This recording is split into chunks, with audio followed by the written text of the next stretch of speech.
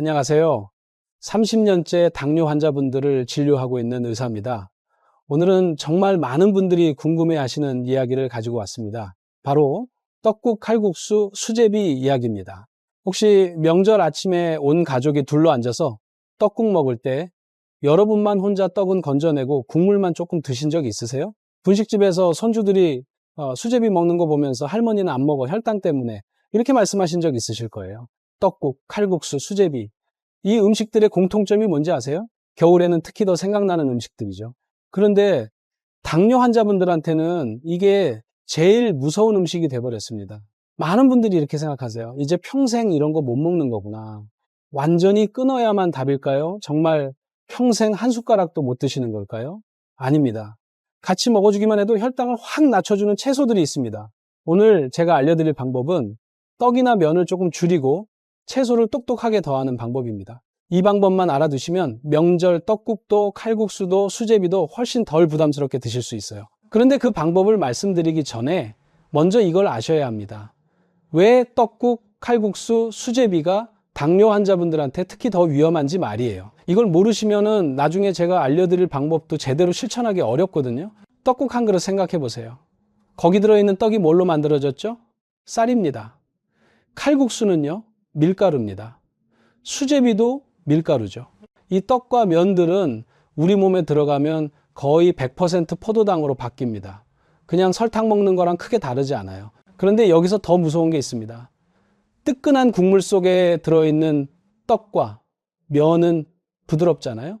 그러니까 씹는 횟수가 줄어듭니다. 후루룩 넘어가죠.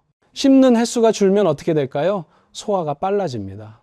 소화가 빠르면 흡수도 빠릅니다. 흡수가 빠르면 혈당이 확 올라갑니다. 밥을 천천히 꼭꼭 씹어 먹으면 그나마 혈당이 천천히 오르는데 떡국이나 칼국수는 그게 안 돼요. 뜨거운 국물에 부드러운 떡과 면이 있으니까 자동으로 빨리 먹게 되고 그러면 혈당이 폭발하는 겁니다. 그럼 혈당이 높으면 왜 위험한 걸까요?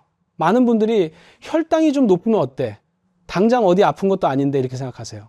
그런데 이게 정말 무서운 겁니다. 당장은 안 아파요. 그런데 혈당이 130 이상으로 계속 유지되면 우리 몸속에서 무슨 일이 벌어지는지 아세요? 포도당이 우리 몸의 단백질에 들러붙기 시작합니다. 이렇게 들러붙은 걸 AGEs라고 부르는데요.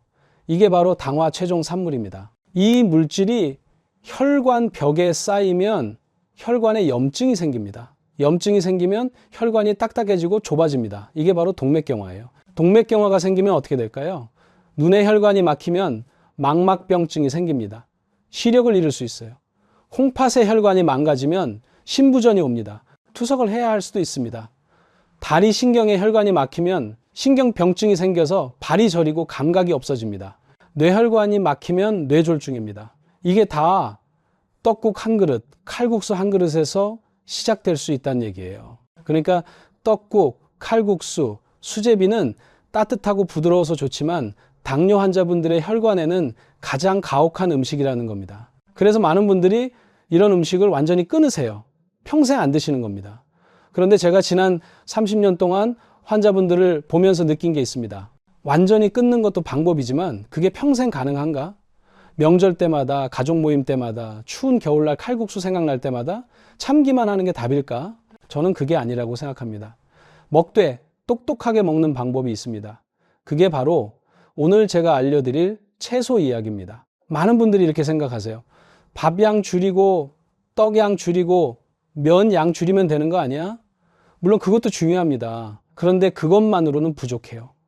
탄수화물을 줄이는 것만큼 중요한 게 채소를 더하는 겁니다. 왜 그럴까요? 채소가 우리 몸에서 해주는 역할이 세 가지 있습니다.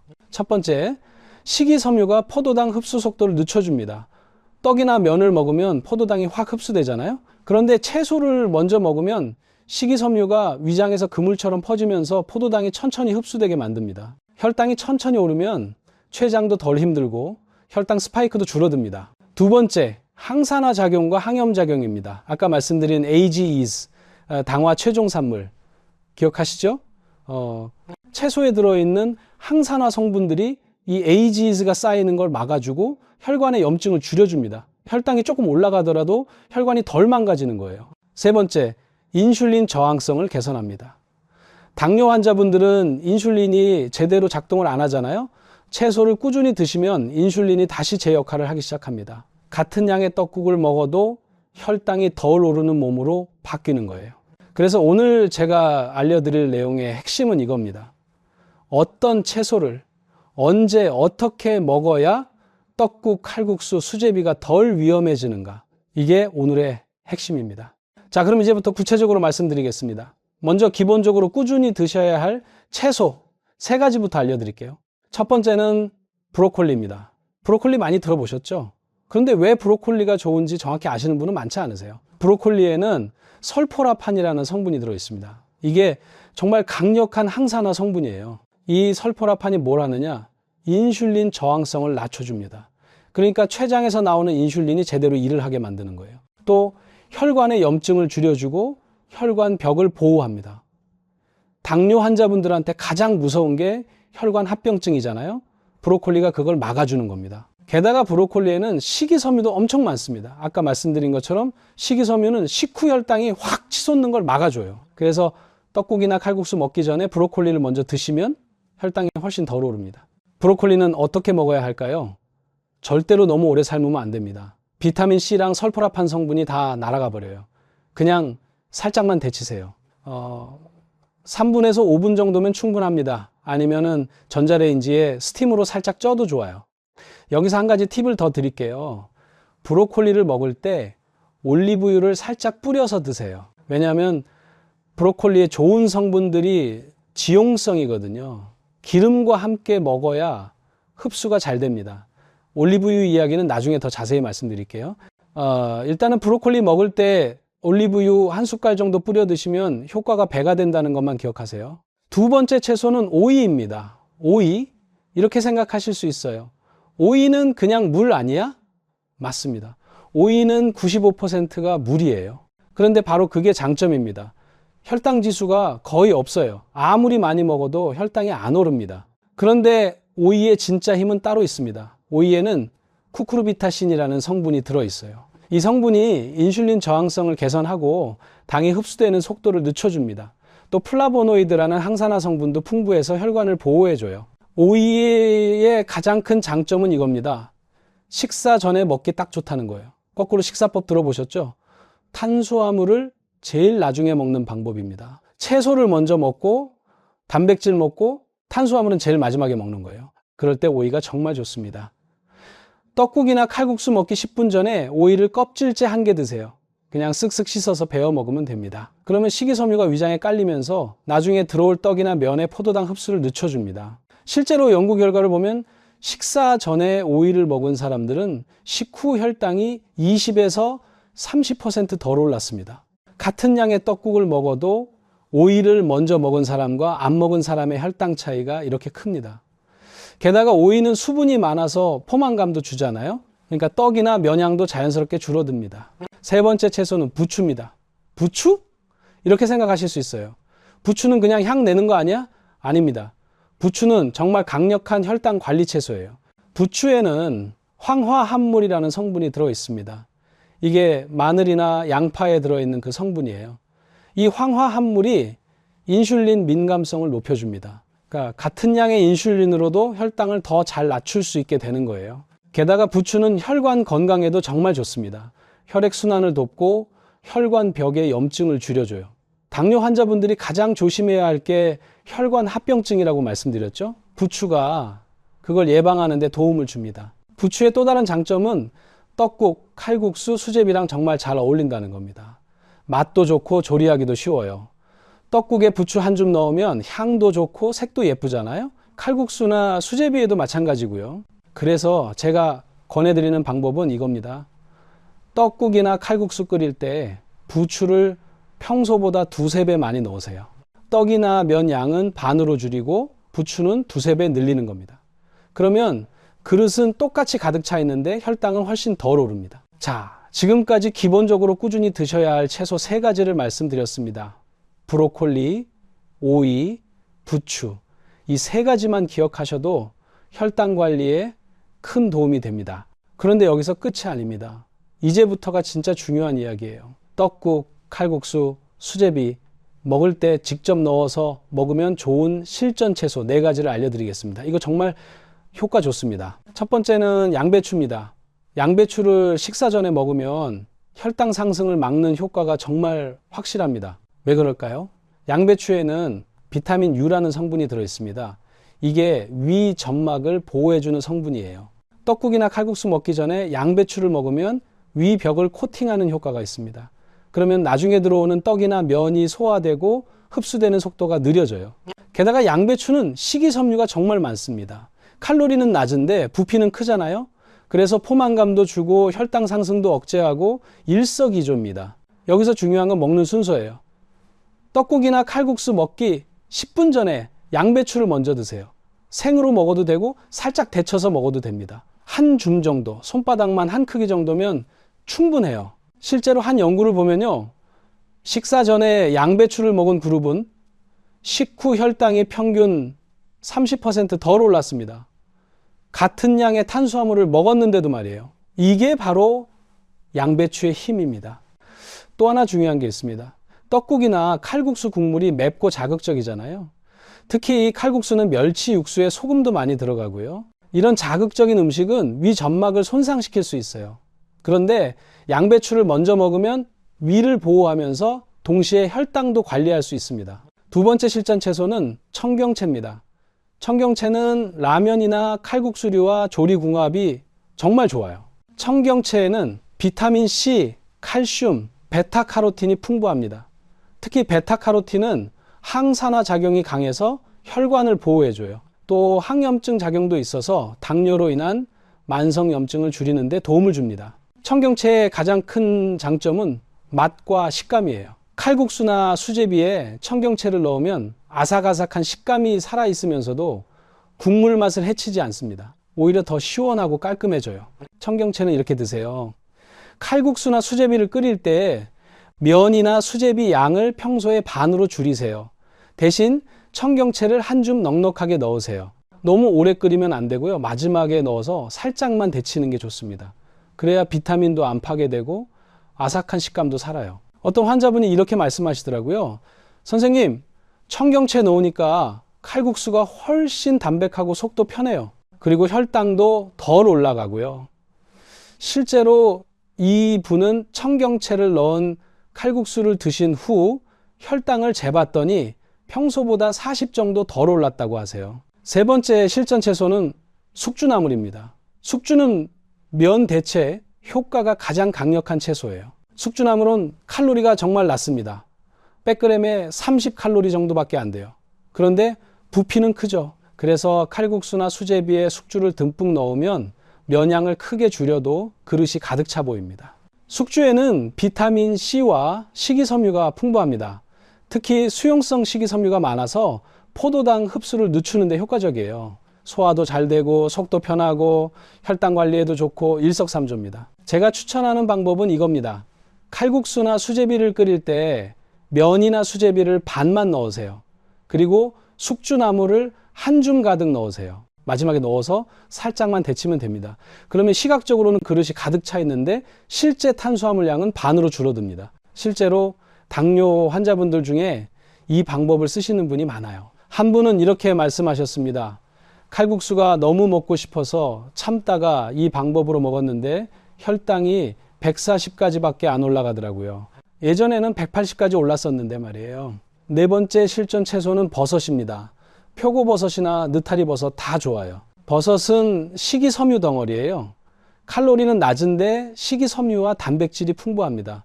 버섯을 먹으면 포만감이 오래가고 혈당 흡수가 지연돼요. 그런데 버섯의 진짜 장점은 식감입니다. 버섯은 쫄깃하잖아요. 씹는 맛이 있어요. 떡국이나 칼국수에 버섯을 넣으면 씹는 횟수가 자동으로 늘어납니다. 씹는 횟수가 늘면 식사 시간이 길어지고 포만감도 빨리 오고 결과적으로 떡이나 면 양이 줄어들게 됩니다. 버섯은 또 하나 좋은 게 있어요. 감칠맛이 나잖아요. 표고버섯 특히 그래요. 떡국이나 칼국수에 표고버섯을 넣으면 국물 맛이 훨씬 깊어집니다. 그래서 소금을 덜 넣어도 맛있어요. 당뇨 환자분들은 나트륨도 조심해야 하는데 버섯이 그 문제도 해결해 주는 겁니다. 제가 추천하는 방법은 이렇습니다. 떡국 끓일 때 표고버섯을 얇게 썰어서 듬뿍 넣으세요. 떡 양은 평소의 절반으로 줄이고요. 칼국수나 수제비도 마찬가지입니다. 느타리 버섯을 손으로 찢어서 넣으면 정말 맛있어요. 자, 지금까지 떡국, 칼국수, 수제비 먹을 때 직접 넣어서 먹으면 좋은 채소 4가지를 말씀드렸습니다. 양배추, 청경채, 숙주, 버섯, 이 4가지만 잘 활용하셔도 혈당 관리가 훨씬 쉬워질 거예요. 그런데 여기서 진짜 중요한 이야기가 남았습니다. 아무리 좋은 채소를 먹어도 이걸 하시면 소용없어요. 떡국, 칼국수, 수제비 먹을 때 반드시 피해야 할 것들을 말씀드리겠습니다. 첫 번째, 절대로 탄수화물을 겹쳐서 먹으면 안 됩니다. 무슨 말이냐면요. 떡국 먹으면서 밥을 같이 먹는 거, 칼국수 먹으면서 공깃밥 시키는 거, 수제비 먹고 나서 밥 말아 먹는 거, 이거 절대 안 됩니다. 많은 분들이 이렇게 하세요. 특히 칼국수 집 가면 공깃밥을 시키잖아요. 국물이 맛있으니까 밥을 말아 먹고 싶은 거 이해합니다. 그런데 이건 췌장한테 폭탄을 던지는 거예요. 떡국 한 그릇에 들어있는 떡만 해도 탄수화물이 50g 정도 됩니다. 거기다 밥까지 먹으면 탄수화물이 100g을 넘어갑니다. 혈당이 폭발하는 거죠. 더 무서운 건 떡국에 떡을 추가하는 경우예요. 떡이 부족하다고 떡사리를 더 넣는 분들이 있어요. 이것도 절대 안 됩니다. 떡은 이미 충분히 들어있어요. 오히려 줄여야지 더 하면 안 돼요. 만두사리도 조심하셔야 합니다. 칼국수에 만두 추가하는 거 있잖아요. 만두피가 뭘로 만들어졌는지 아세요? 정제 밀가루입니다. 칼국수도 밀가루인데 만두까지 먹으면 밀가루를 2배로 먹는 거예요. 두 번째로 피해야 할 건 잘못된 속설입니다. 많은 분들이 이렇게 말씀하세요. 떡국에 식초 넣으면 혈당 안 오른다던데요? 아닙니다. 이거 거의 효과 없어요. 식초가 혈당을 아주 조금 낮추는 효과는 있습니다. 그런데 그건 정말 미미한 수준이에요. 떡국 한 그릇에 들어있는 탄수화물의 폭탄을 식초 몇 방울로 막을 수는 없습니다. 오히려 식초 넣었다고 안심하고 더 많이 먹게 되면 역효과예요. 식초 넣었으니까 괜찮겠지 하고 떡을 더 먹거나 국물을 다 마시면 혈당이 더 오릅니다. 세 번째, 먹는 방식도 정말 중요합니다. 4가지만 기억하세요. 첫째, 절대 공복에 먹지 마세요. 떡국이나 칼국수를 아침 첫 식사로 드시는 분들 많은데 이게 제일 위험합니다. 공복 상태에서 탄수화물이 확 들어가면 혈당이 수직으로 올라요.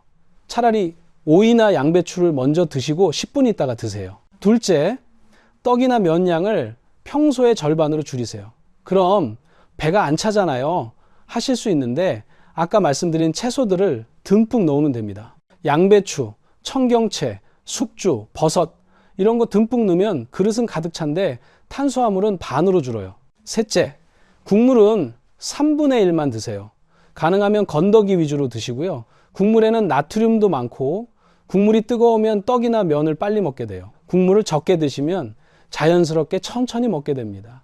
넷째, 10분 안에 후루룩 먹지 마시고 15분 이상 천천히 씹어 드세요.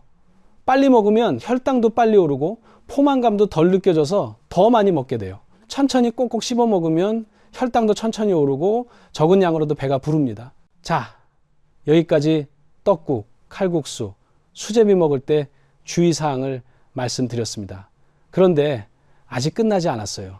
이제부터 정말 조심해야 할 이야기를 할 겁니다. 많은 당뇨 환자분들이 착각하시는 게 있어요. 채소는 다 좋은 거 아니야? 아닙니다.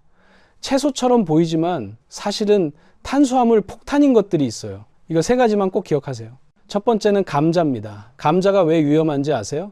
감자는 혈당 지수가 정말 높아요.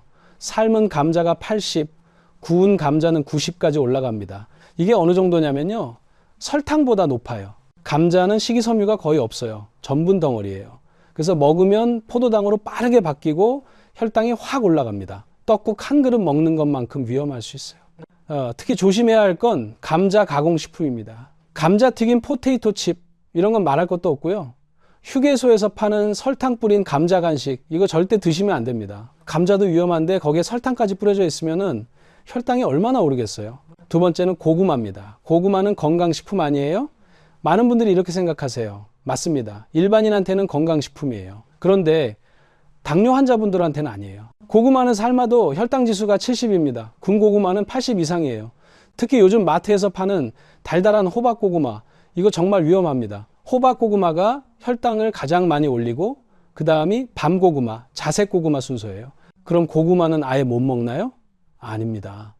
먹되 정말 소량만 드세요. 그리고 군 고구마는 절대 안 되고요. 물에 삶은 찐 고구마로 드세요. 찐 고구마가 그나마 혈당을 덜 올립니다. 세 번째는 단호박입니다. 이거 정말 많은 분들이 착각하세요. 단호박은 채소잖아요. 괜찮은 거 아니에요? 아닙니다. 단호박은 채소가 아니라 탄수화물입니다. 단호박의 혈당 지수는 65에서 75 정도 돼요. 이게 어느 정도냐면요. 밥이랑 거의 비슷합니다. 단호박 한 조각 먹는 게 밥 한 숟가락 먹는 거랑 비슷한 거예요. 특히 조심해야 할 건 단호박죽이나 단호박 스프입니다. 단호박을 곱게 갈아서 걸쭉하게 만든 거잖아요.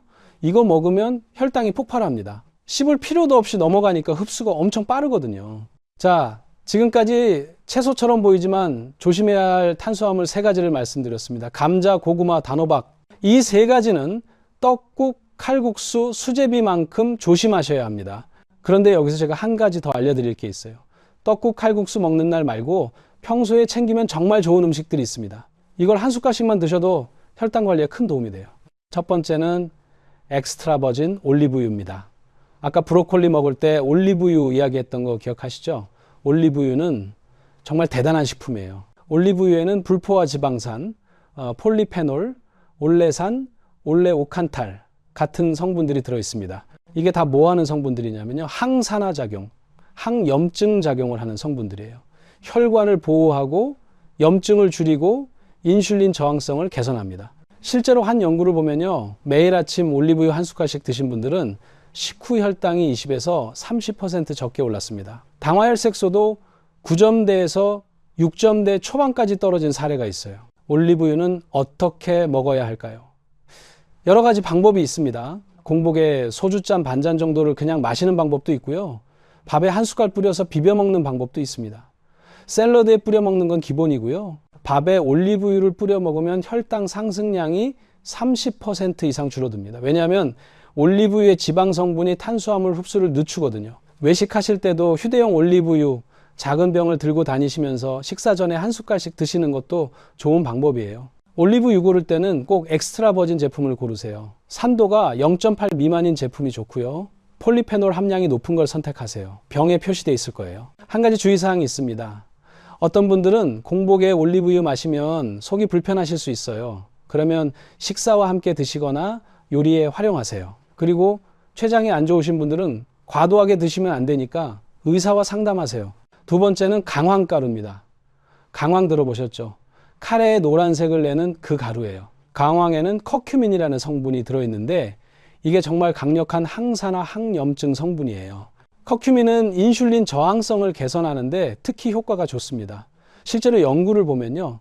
매일 강황을 섭취한 그룹에서 제2형 당뇨병 발병률이 16% 감소했다는 결과가 있어요. 강황은 어떻게 먹느냐? 카레로 먹어도 되고요. 물에 타서 마셔도 됩니다. 강황차 형태로 마시는 분들도 많아요. 하루에 한 번 식사 후에 마시시면 됩니다. 세 번째는 비지가루입니다. 비지는 콩으로 두부 만들고 난 부산물이잖아요. 그런데 이게 식이섬유 덩어리예요. 비지는 혈당 상승을 억제하는 효과가 정말 좋고 포만감도 오래 유지시켜줍니다. 비지는 비지찌개로 드셔도 되고요. 밥에 조금 섞어서 드셔도 됩니다. 요즘은 비지가루로 나온 제품도 많아요. 그걸 사서 밥 지을 때 한 숟가락 넣거나 국이나 찌개에 넣어서 드시면 됩니다. 네 번째는 계피가루입니다. 시나몬이라고도 하죠. 계피에는 신남알데히드라는 성분이 들어있는데 이게 인슐린 작용을 돕는 역할을 합니다. 인슐린처럼 행동하는 경향이 있어서 혈당을 낮추는 데 도움을 줘요. 계피는 커피에 넣어서 드셔도 되고요. 그릭 요거트에 뿌려서 드셔도 맛있습니다.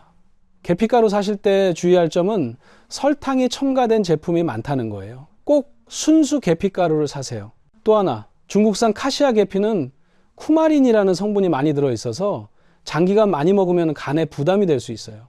걱정되시면 실론 계피를 선택하세요. 실론 계피는 쿠마린 함량이 낮아서 더 안전합니다. 물론 소량 드시는 건 문제 없어요. 자, 지금까지 평소에 챙기면 좋은 한 숟갈 4가지를 말씀드렸습니다. 올리브유, 강황, 비지, 계피. 이 4가지는 정말 도움이 많이 됩니다. 그런데 반대로 최악의 한 숟갈도 있어요. 바로 꿀입니다. 많은 분들이 꿀은 천연식품이니까 설탕보다 낫지 않아요? 이렇게 생각하세요. 아닙니다. 당뇨 환자분들한테 꿀은 최악의 음식 중 하나예요. 꿀 속에는 설탕이 다량 함유되어 있습니다. 포도당과 과당이 거의 70% 이상이에요. 꿀 한 숟갈 먹으면 혈당이 확 올라갑니다. 실제로 한 환자분이 아침에 꿀차 한 잔 드셨는데 하루 종일 혈당이 180 이상으로 유지됐어요. 꿀이 천천히 흡수되니까 혈당이 오래 높게 유지되는 거예요. 정말 위험합니다. 그럼 꿀은 절대 먹으면 안 되나요? 네, 당뇨 환자분들은 가급적 안 드시는 게 좋습니다. 꿀차, 꿀물 이런 거 다 피하세요. 여기서 제가 최고의 조합 하나 알려드릴게요. 올리브유와 채소, 특히 토마토의 조합입니다. 붉은 토마토에는 라이코펜이라는 성분이 들어있어요. 이게 강력한 항산화 물질인데 올리브유와 함께 먹으면 흡수율이 몇 배로 높아집니다. 토마토 샐러드에 올리브유 뿌려서 드시면 노화 방지, 혈관 보호, 암 예방 이런 효과들이 배가 됩니다. 토마토는 혈당도 거의 안 올리는 최고의 채소예요. 특히 큰 토마토가 좋습니다. 방울토마토는 당도가 높은 품종이 있어서 조심하셔야 해요. 또 하나 추천하는 조합은 그릭 요거트의 올리브유 조합입니다. 아침 식사로 정말 좋아요. 그릭 요거트는 단백질이 풍부하고 올리브유는 불포화 지방산이 풍부하잖아요. 이 둘을 같이 먹으면 포만감이 오래가요. 점심시간까지 배고프지 않습니다. 그릭 요거트 한 컵에 올리브유 한 숟갈 뿌리고 기호에 따라 블루베리 5알 정도 넣어서 드세요. 이게 당뇨 환자분들한테 최고의 아침 식사예요. 혈당도 안정적으로 유지되고 영양도 풍부하고 맛도 좋습니다. 자, 이제 과일 이야기를 할 차례입니다. 많은 당뇨 환자분들이 과일을 아예 안 드세요. 과일은 달잖아. 당 많잖아. 나는 못 먹어. 이렇게 생각하시는데 사실은 과일도 선택만 잘하면 드실 수 있어요. 과일에는 단순당인 포도당, 과당, 설탕이 들어 있습니다. 그래서 달죠. 요즘 과일은 품종 개량으로 옛날보다 훨씬 더 달아졌어요. 식이섬유는 줄고 당도는 높아진 거예요. 그래서 당뇨 환자분들이 조심하셔야 되는 건 맞습니다. 그런데 호주에서 한 연구를 보면요. 하루에 2번 정도 과일을 드신 그룹에서 당뇨 발병률이 36% 감소했다는 결과가 있어요. 과일을 올바른 방법으로 적정량 드시면 오히려 건강에 도움이 된다는 거예요. 그럼 어떤 과일을 먹어야 할까요? 제가 과일을 등급으로 나눠 드리겠습니다. S등급, A등급, C등급 이렇게 3가지로요. S등급은 최고 등급입니다. 당뇨 환자분들이 마음 편하게 드셔도 되는 과일이에요. S등급에는 2가지가 있습니다. 토마토와 블루베리입니다. 토마토는 특히 붉은 토마토가 좋아요. 라이코펜이라는 강력한 항산화 물질이 풍부합니다. 염증을 줄이고 혈관 건강을 개선하고 인슐린 감수성을 높여줘요. 게다가 식이섬유가 풍부해서 혈당을 거의 안 올립니다. 큰 토마토는 혈당을 조절하는 데 도움이 되는 정도예요. 하루에 1개에서 2개 정도 드셔도 됩니다. 블루베리는 베리류 중에서도 특히 당뇨에 좋다고 입증된 과일입니다. 안토시아닌 성분이 풍부해서 인슐린 민감성을 개선하고 혈당 조절에 도움을 줘요. 블루베리는 한 줌 최대 10개 정도 드시면 됩니다. A등급은 우수등급입니다. 양만 조절하면 드셔도 괜찮은 과일들이에요. A등급에는 체리, 자몽, 사과, 딸기가 있습니다. 체리는 안토시아닌 성분으로 염증 개선에 좋고 멜라토닌 성분은 수면에도 도움을 줍니다. 한 줌 정도 드시면 돼요. 자몽은 씁쓸한 맛만큼 혈당 지수가 낮습니다. 나린진이라는 성분이 인슐린 민감성을 개선해줘요. 그런데 자몽은 조심하셔야 할 게 있어요. 특정 약물, 특히 혈압약이나 고지혈증약, 면역 억제제 같은 약과 상호작용할 수 있거든요. 약 드시는 분들은 주치의와 상담하시고 드세요. 자몽은 절반 정도 드시면 됩니다. 사과는 혈당 지수가 36으로 정말 낮아요. 껍질에 팩틴이라는 수용성 식이섬유가 풍부해서 혈당 상승을 늦춰주고 폴리페놀은 인슐린 감수성을 개선해줘요. 사과는 꼭 껍질째 드세요. 그리고 반쪽 정도가 적당합니다. 제가 직접 실험을 해봤어요. 사과 껍질째 반쪽을 먹고 혈당을 쟀더니 20 정도만 올라가더라고요. 올바른 방법과 적정량으로 먹으면 사과도 괜찮습니다. 딸기는 블루베리보다는 혈당 지수가 약간 높지만 그래도 베리류라서 좋은 과일이에요. 반 줌 정도 드시면 됩니다. 과일 먹을 때 2가지만 기억하세요. 첫째, 거꾸로 식사법을 활용해서 식사 후에 후식처럼 드세요. 단, 식사 자체가 단백질과 지방이 풍부해야 하고 탄수화물이 많지 않아야 합니다. 예를 들어 그릭 요거트에 올리브유 뿌린 아침 식사 후에 과일을 먹는 거예요. 공복에 과일만 먹으면 혈당이 확 올라갑니다. 둘째, 껍질이 있는 과일은 반드시 껍질째 드세요. 과일의 좋은 성분, 섬유소, 비타민, 항산화 물질 대부분이 껍질에 들어 있습니다. 사과도 껍질째, 포도도 껍질째 드세요. 그리고 과일을 단독으로 먹기보다는 다른 건강한 식품과 조합해서 드시면 혈당 조절에 더 도움이 됩니다. 사과에 올리브유나 땅콩 버터를 곁들이거나 블루베리를 코티지 치즈와 함께 먹는 방식이에요. 이제 C 등급, 피해야 할 등급을 말씀드릴게요. C 등급.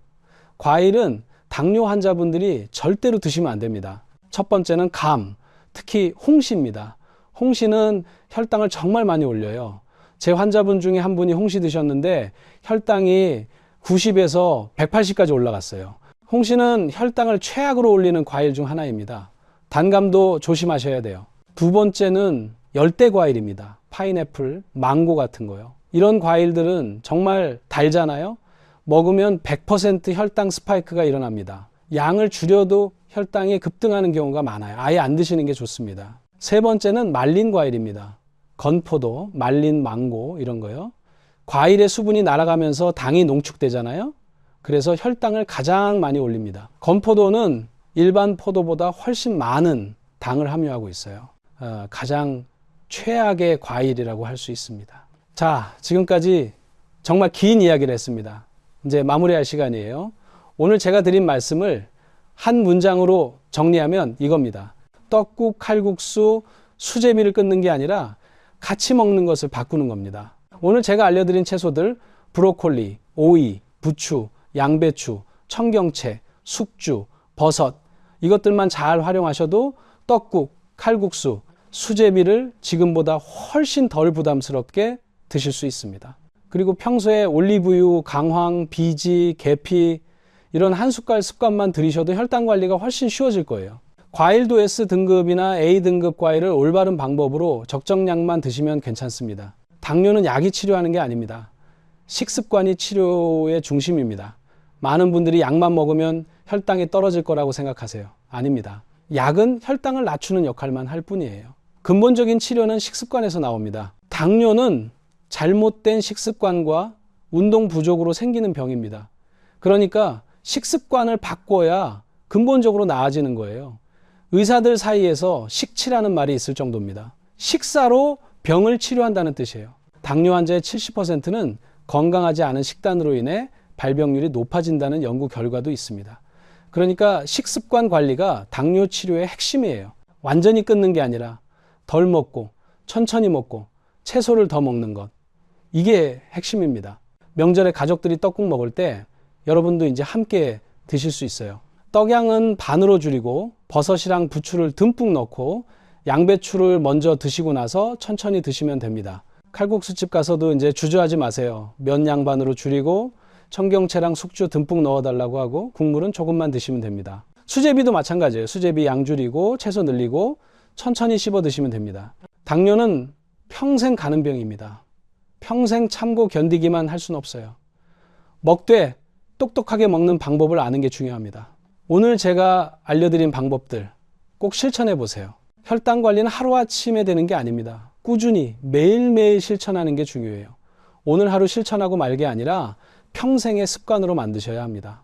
여러분의 건강한 식습관 하나하나가 모여서 건강한 혈관을 만들고 건강한 혈관이 합병증 없는 삶을 만듭니다. 망막병증, 심부전, 신경병증, 뇌졸중 이런 무서운 합병증들을 막는 건 결국 여러분의 매일매일 식습관입니다. 오늘 알려드린 내용이 도움이 되셨으면 좋겠습니다. 주변에 당뇨로 고생하시는 분들이 계시면 이 내용 꼭 알려주세요. 구독과 좋아요도 눌러주시고요. 댓글로 여러분의 경험도 나눠주세요. 여러분의 경험이 다른 분들한테 큰 도움이 됩니다. 오늘도 건강하세요. 감사합니다.